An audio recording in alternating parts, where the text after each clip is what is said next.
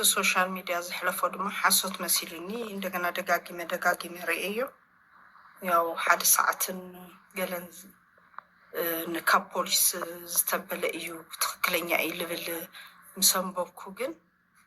ያው ምንም ተሰማዕኒ ነገር የለኝ። ያው አዶናይ ምንም ወዲ ህዝቢ እዩ ምንም አይኮነን ኢትዮጵያዊ ጽሩይ ኢትዮጵያዊ እዩ ውሽጠይ ይፈርሕ እዩ ከሞላዲት ግን ምንም ሕግ እንተሊስ ምንም ነገር ክኸውን ኢለ አያምን እና አብኡ የለብልምበር ከም ሃገር የሰሚዐ እዩ ክሰምዕ እንተሎ እንዴ እንታይ ኮይኑ እንታይ ገይሩ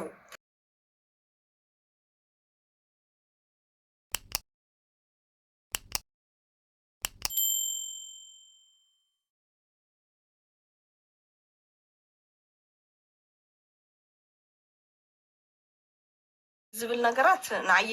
ተመላልሶም ጥያቄ ጠይቀዮም ንርእሰይ እውን ትቆልዓ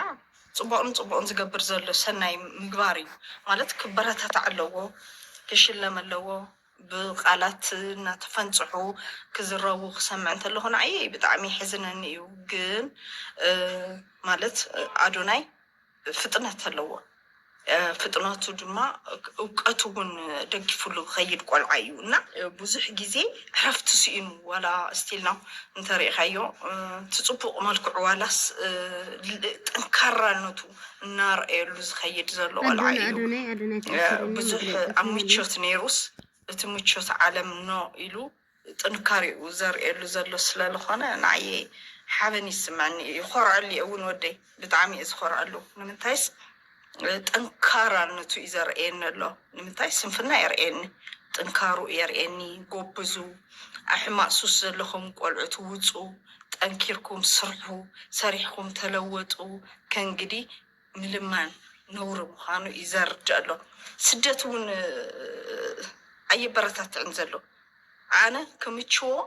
ኦር ካልኦት ንእሽተናት ኣሕዋት እውን ነፍቲ ስደት ዓለም ወሲዱ ኣብኡ ከስርሖም ኢለ ዝሓሰብክዎ ነገር ብተቃራኒኡ መፂኡ አዶናይ ግን ናብ ኢትዮጵያ መፂኡ ሰላምን ፍቅርን ክሰብክ እንተሎ ኣነ ተፀበኽዎ ነይረ ንምንታይስ ብዙሕ ነገር ክድግፈኒ ኢለ ዝሓሰብክዎ ነገራት ነይሮም ንሶም ንኢትዮጵያ ሙሉእ ክሕግዘ ኢሉ ምምፅኡ ንዓየ ደስ ኢሉኒ እዩ ከም ወላዲት ማለት እዩ። እግዚኣብሔር ዝሃበካ ተስጦ እዩ ድማ ትሰርሕ ኩለና ብዶክተር ንብል ኢንጂነር ንብል ሙዚቀኛ ንብል ስፖርተኛ ንኸውን ደቅና ብኩሉ ሜዳ ኢና ንሪኦ እና ካፍቶም ደቀይ ድማ እንተዝኾነለይ ዶክተር ይብል እንተዝኾነለይ ኢንጂነር ይብል ብዙሕ ነገር ይብል እዚ ድማ እንደገና ናይ ባዕሉ ክሪኤት ኣምፂኡ ሽለም ተሎ ዝተሰማዕኒ ከምቲ ኩሉ ትግራዋይና ኢትዮጵያዊ ዝተሰማዕ ስምዒት ተሰሚዕኒ ማለት እቲ ሽልማት እቲ ቆልዓ ለፊዕሉ እዩ ብዙሕ እውን ከይድሉ እዩ ብዙሕ ነገር እዩ ለፊዑ እስካብ ባዕሉ ኣቋሙ ካብ መንነቱ ካብቲ ዝነበሮ ቅርፁ ወልዒልካ ዝወሰዶ ኣብ ነፍሱ ዝወሰዶ እንትኑ ስለዝኾነ ብስፖርት ቀፂዑ ኣቢሉ ንህዝቢ ድምፂ ኮይኑ ንደቂ ኣንስትዮ ሓልየት ፍቅሪ የምሂሩ ደቂ ኣንስትዮ ንከይወድቃ ክለዓላ ኣለወን ኢሉ ልብሎ ንዓይ ከም ሓንቲ ትግራወይትን ኖ ኣልዒሉኒ እዩ ማለት ብዙሕ ውሽጢ እንትን እኒኦ ንዓይ ንሱ ክመክረን እንተለውን ብጣዕሚ እዩ ሕብንቲ እየ ብወደይ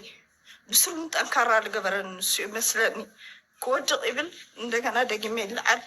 እና ብዙሕ ነገራት መቐለ ኮንኪ ሰሚዕኽዮ ዘለኺ ምስ ሕዚ ኣዲስ ኣበባ ተኣስዮ ዘሎ እንታይ ሕዚ ቀፃሊ ትልምኺ ክትከደ ሓሲብ ከለኽ ዶ ክትገሺ ወይስ ከመይ እዩ? ምንም ኣነ ያው ንእሽተይ ንክረጋጋእ ንባዕለ ኢለ እየ ዝኸይድ ዘለኹ እምበር መንግስቲ ዝሓዘዎ ጉዳይ እንድሕር ኮይኑ መንግስቲ ምላሽ ክወሉ ኢለ ይኣምን ኣነ ከይደ ተመነጣጢረ ዝገብሮ ነገር የለይ ግን ኣነ ብፀሎት እየ ዝድግፎ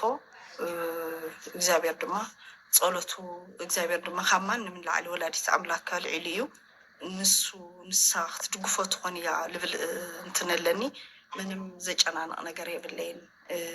ካባይን ላዕሊስ እሱን እግዚአብሔር ቀረባ እዩ ኢለ ይኣምን። ሕዚ እቲ ዝበዝሕ ሰብ ኣዶናይ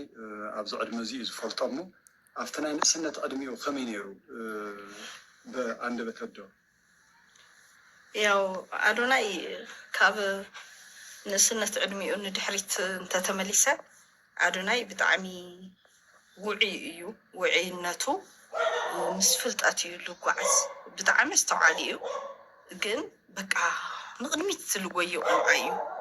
ኩሉ ግዜ ያው ኣብቲ ትምህርቲ ቤት እውን ኣብ ኣሰላልፋ ደረጃ እኳስ የፍልጠኒ ነይሩ ማለት ከምቲ ኩሉ ሶሻል ሚድያ እውን ተናጊርዎ እሱ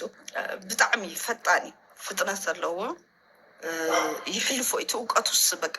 ነንሕድሕድኡ ለውግዖ ነንሕድሕድኡ ካብ ኣንደበቱ ለውፅኦ ነገራት ንዓየ ይስሕቡን እዮም። ወዲ 14 ዓመት ኮይኑ ኣዶናይ ንዓየ ዝመኸሮ ከስታውስ ከለኹ ብጣዕሚ እየ በቃ ልድንቐሉ እና የድንቐኒ እዩ ኢለ እየ ዝኣምን ይመኽረኒ ነይሩ። ወዲ 14 ዓመት ኮይኑስ ንዓየ ንወላዲቱ መኺሩ ይመኽረኒ ነይሩ እና ናቱ ምኽሪ ንዓየ ብርትዓት እዩ በቃ ዓንዲ ሕቆ እዩ ብእውነት ኣዶናይ ማለት ንዓየ ዓንዲ ሕቆ እዩ። ኣዶናይ ብጣዕሚ ስለልፈቱ ምኽሪ ወደይ እውን ስለዝኾነ ኣዶናይ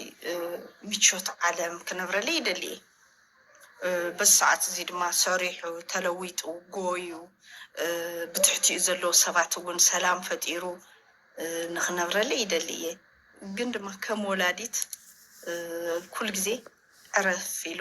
ደስ ዝብል ላይፍ እንተዝነብሩ ደስ ይብለኒ እና ኣድዬ በርትዕ ብጣዕሚ ጅግና ኢኻ ዝወደይ ማንም የለይ ማለት ብኩሉ ሚድያ እውን ስቁኢሉ ኣይኮነን ሰብ ሸሊምዎ